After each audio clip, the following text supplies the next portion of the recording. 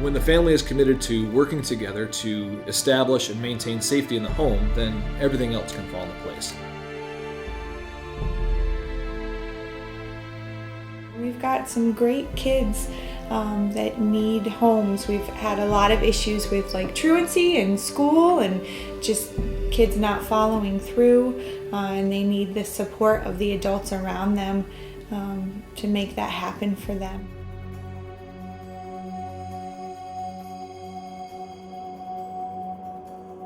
Part of my job is recruiting, training, and supporting foster parents, but a critical part of my job is finding the best match when a child or a teen is in need of coming into foster care.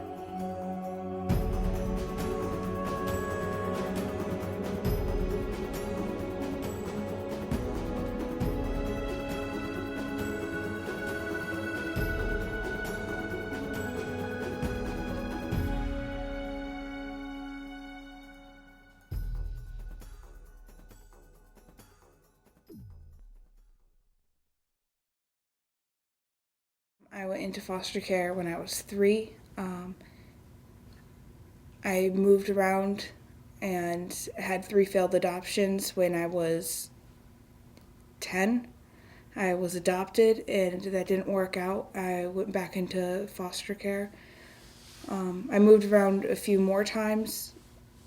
Some of those times were back and forth to the adopted parents until I was put fully back into state's custody, and then I stayed at a couple more homes and ended up aging out of foster care. At that point, I'd moved over 70 times. I was 10 when my mom started doing foster care, and it's easy to let people in to your house and like start to get to know them, and a lot of them I called them my family straight off. This was a really great choice, I think, for Chris and for us as well, because he's become such a part of our lives, and he adds a lot of joy and he adds a lot of fun to our life. He's well liked by everybody around here. Everybody that knows this kid loves him. In this community, he's much more respected than he was when he was with his biological family. And he's funny, he's pleasant, he's fun to be around. Great kid, and we realize that he fills a void probably that was, I know, in my life, and probably Eric's too. And also, we've been told that, people just are so happy that it's worked out, him being here, because he had a rough go. We've been doing foster parenting for 17 years now. And we've had any number of kids. I mean, some people come here for an overnight.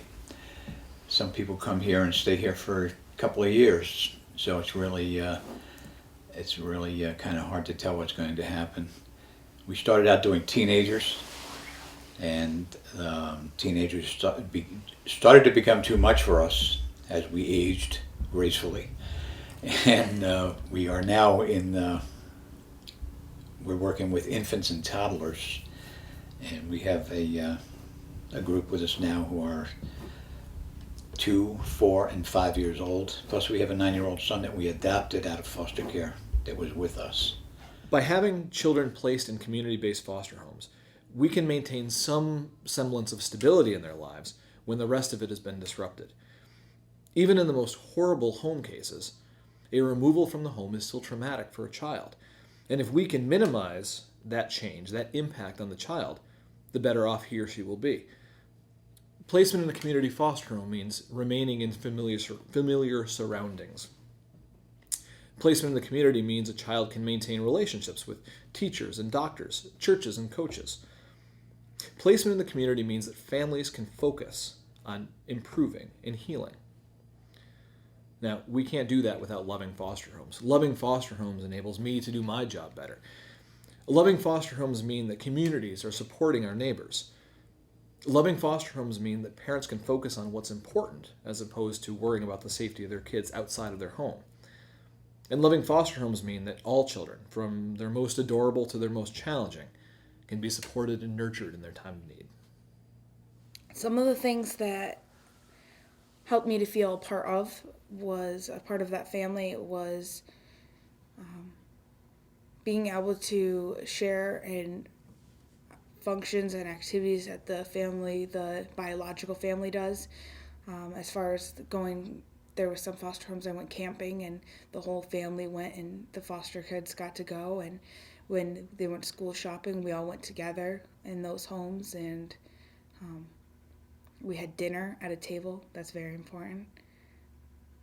That definitely brought a lot of unity as far as family, just sitting at the dinner and sharing that time with the whole family instead of just being a part of was a big help.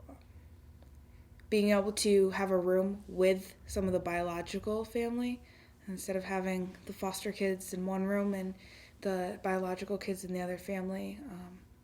And when we go to functions, some of the families that stood out were the ones that didn't introduce me as their foster child, but introduced me as either their friend or their child. And going to school functions with me helped me feel part of, and just being really involved in my life as if they would be with their biological children. Parent. I've been doing foster parenting for about 4 years.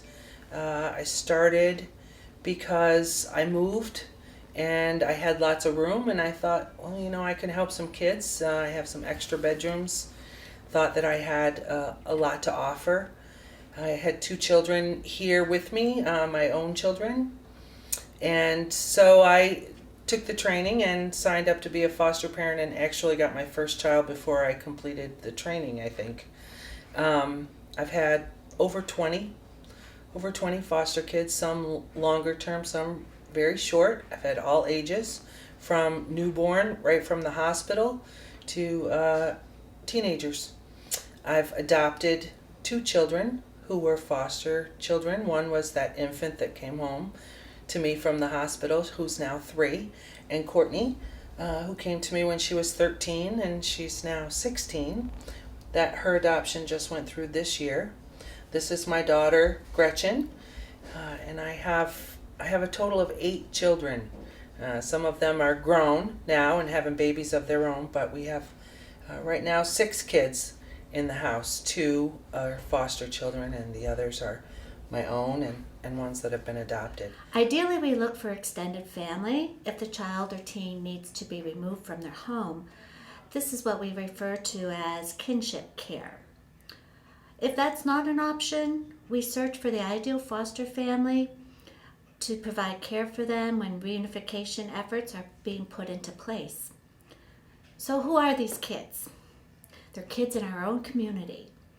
They're kids that are victims of neglect, physical abuse, sexual abuse, abandonment. They're medically fragile babies. Bottom line is, they're just kids. They're kids that need somebody who will understand their uniqueness, somebody to help them belong. They need a foster family when their times are tough. Somebody that they can trust during difficult times, someone who will laugh with them and care for them. And the bottom line is somebody to help them become kids again. Well, the important thing is, to know that you're doing an invaluable service. You're giving the kids even though they may not seem to appreciate it, they may be, especially if you're working with the older crowd, they may not seem to appreciate it, but believe it or not, they do. And they do need that control, and they love the control, even though they seem to rebel on it. So it's a challenging job, but it's very rewarding. And we have, like I said, we've been in 17 years, and we got into it because we lost our daughter, who was 17 years old, to cancer, and the house was just too quiet. And we just decided that we should open our hearts and our house to other kids that needed it. And it started off very easily. And then at one time we had 5 or was it 6 teenagers? Mm-hmm. Yeah, 5 or 6 teenagers at one time, boys and girls, which ended that wasn't a very long haul, but we had boys here most of the time, and they were not the easiest. They were not the easiest type of boys to try and reach. Some of them had been on their own for years, and they didn't seem too appreciative of the controls that you put on them at the time. But they come back now, or we meet them at Mayfest or some fair in town, and they tell us how much it meant to them to be in such a stable home. So it has its rewards. We need homes. We need families. We've got lots of kids, unfortunately, that sometimes need some other place to live. And I think it's a traumatic experience for them to come in as it is. And it's so important for us to have people and families to make a good match so that we don't have to move kids frequently. We really want to try to keep them in one place and stable. They need routines and consistency, somebody that will care for them. We've run into some difficulties with sibling groups. It's so important to try to keep these kids together. It's just really kind of, I guess, at that point, if they're being removed from their home, that's all that they have left is their brothers and sisters. And it's really important for us to be able to try to keep them together. So opening your home up to maybe more than one would be really helpful for us. Courtney and I have known each other for a long time, actually. We went to the same campground when we were younger, and she went to my school for a little while, and that was 5 years ago. And I just didn't expect her to be my sister. But she is, so Yeah. how's that? She's my best friend.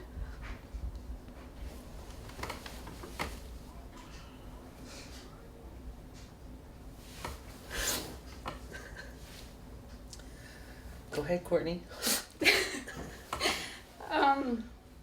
It definitely was a challenge going from everything I had before, like being moved around a few times in the beginning it was hard because I didn't actually feel like I fit in or had someone there to like connect with.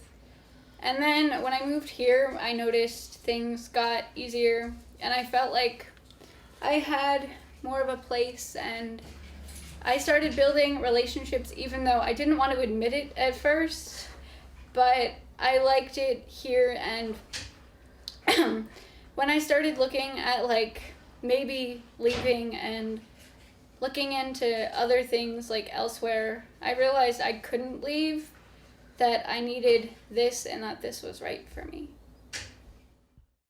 Who can be a foster parent? You need to be at least 21 years or older. You can be single, married, living with a partner, civil union, or widowed. Enjoy kids. Be up for a challenge. Working with the kids' team through DCF and working closely with their family. Be willing to make a difference. Someone who can help a child or a teen from a day to a lifetime. But I think it's really rewarding when the teenagers that we used to work with come back and tell us that we really helped them when they really needed help. We have a boy that lives down the street from us, well, young man at this point, and Married man. Yes, and we had a conversation with him one day, and he told us that if it wasn't for him, he would not have had a life at all. He was, So with us, he was with us for 4 years. that to me is very rewarding. Adopted. I find it a very rewarding experience. I feel like I've helped a lot of kids. I've provided a safety net for a lot of kids.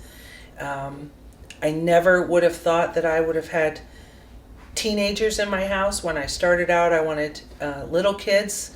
The need was for teenagers, and I said, okay, I'll try it, and have found that those are the ones that I do the best with. They're self-sufficient, and folks think, oh, teenagers, no, they're a lot of trouble, and we don't want to foster teenagers, and it's a huge need. We do need foster parents for teenagers, and they're not a lot of trouble. Some of them come with issues. They're not all in foster care because of their own stuff. It's because, their parents made mistakes. I can only think of a couple of teenagers that were real challenging to me, but still I have relationships with them even though they're not here anymore. They've either gone home or aged out, or they might be in a different foster home now for one reason or another. I still have relationships with them, so even when I am not sure if I've done any good for the kids, I find out later on that they did form attachments to me, and this was a good experience for them here. When I get a message on Facebook or an email or a text that says, I miss you and I love you, that makes it all worth it. But I think once you meet the kids in the DCF system and hear their stories and understand their situation better, it's hard to not love them. So I think that at this point it's something I would regret not doing if we hadn't done it. I graduated high school. I am working full-time in a factory, and I'm looking forward to hopefully doing some further education. And I still have a support network. I have foster families and my family, families that I still talk to and wonder how I'm doing, and we keep in touch, and that are proud of me because I've graduated high school and because I am where I am today. I actually looked into, in a couple of years, I was looking into doing foster care.